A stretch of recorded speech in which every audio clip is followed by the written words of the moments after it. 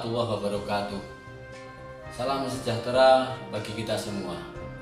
Melanjutkan materi kuliah Pendidikan Pancasila bab yang pertama. Pertemuan kali ini fokus pada pembahasan pentingnya mata kuliah Pendidikan Pancasila.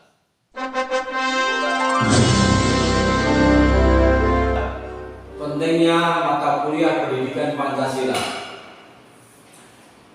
Jauh sebelum Indonesia merdeka, toleransi antar umat beragama yang berbasis kearifan lokal dalam wadah budaya sudah membumi di tengah-tengah masyarakat dengan wujud relasi multiagama di tataran personal maupun sosial.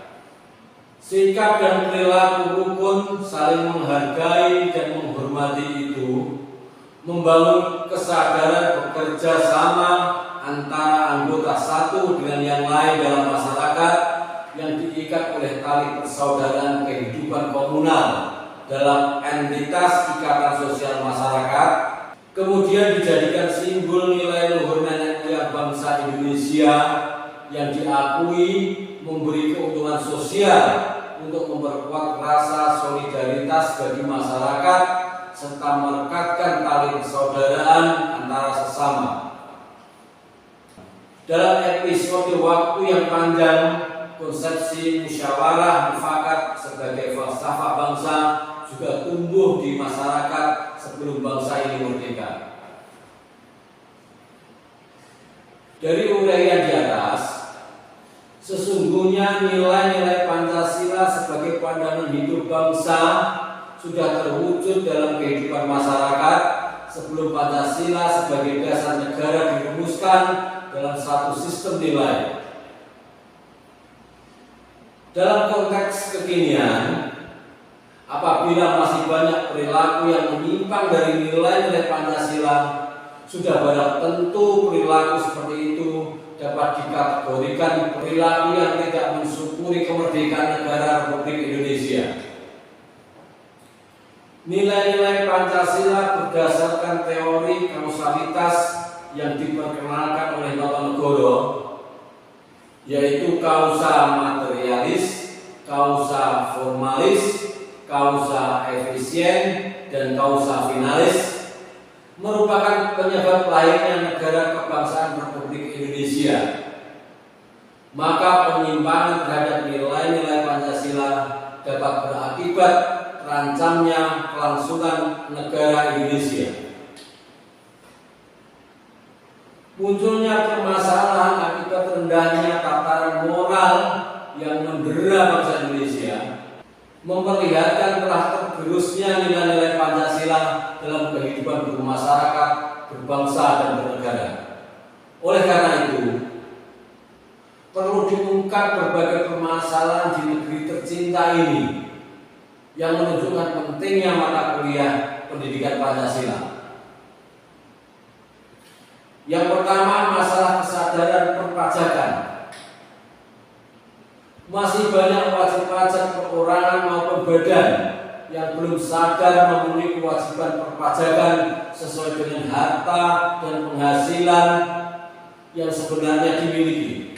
Juga masih banyak warga negara yang belum terdaftar dan tidak mau mendaftarkan diri sebagai wajib pajak dan membayar pajak.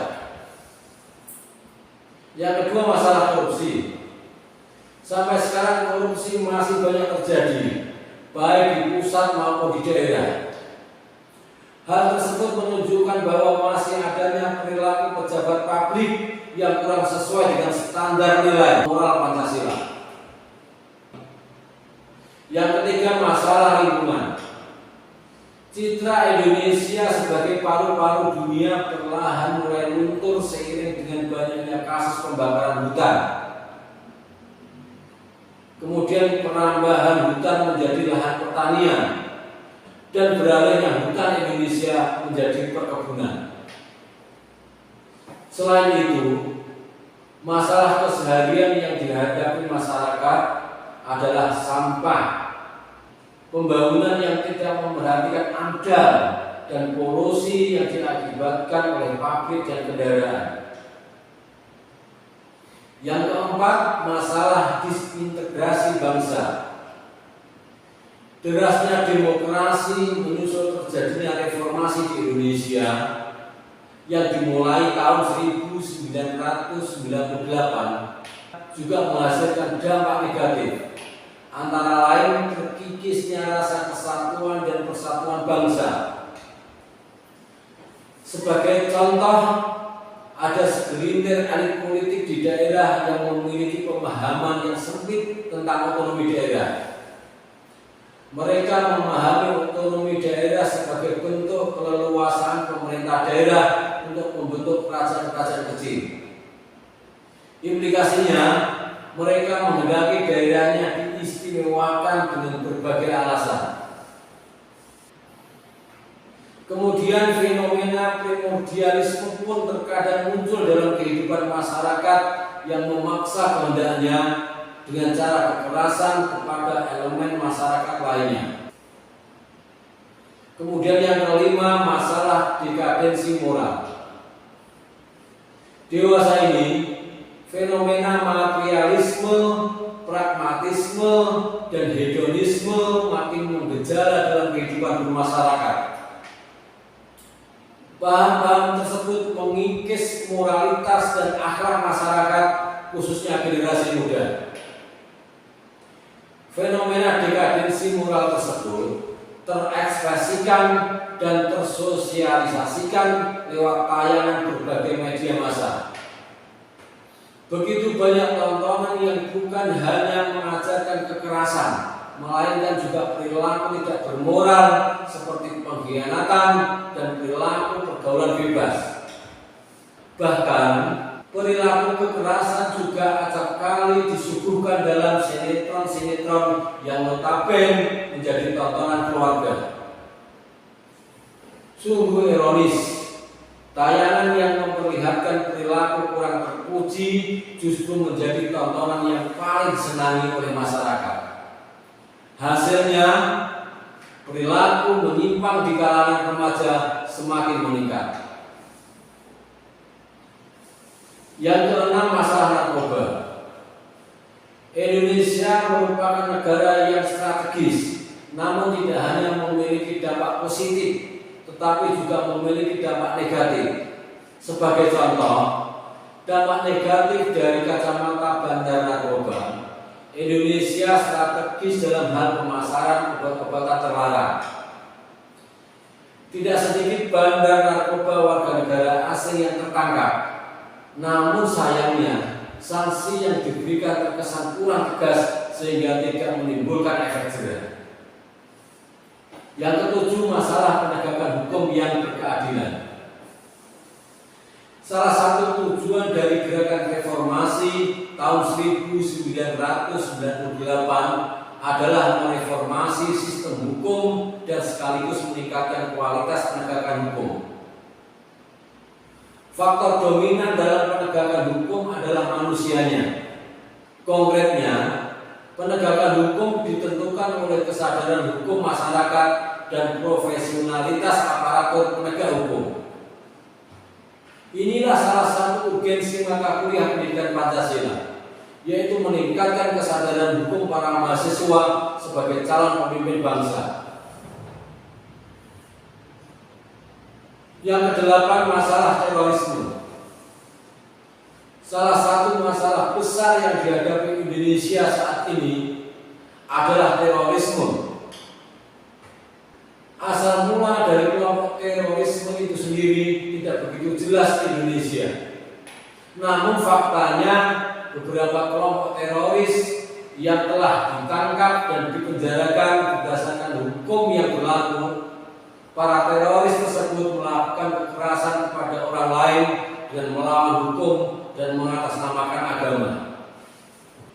Sejumlah tokoh berasumsi bahwa lahirnya terorisme disebabkan oleh himpitan ekonomi, rendahnya tingkat pendidikan, pemahaman keagamaan yang kurang komprehensif, membuat mereka mudah terpengaruh oleh keyakinan ekstrim. Memperhatikan masalah-masalah yang mendera bangsa Indonesia tersebut, maka pendidikan Pancasila sangat penting untuk diajarkan ke semua lapisan masyarakat dan di berbagai jenjang pendidikan sesuai tingkatannya.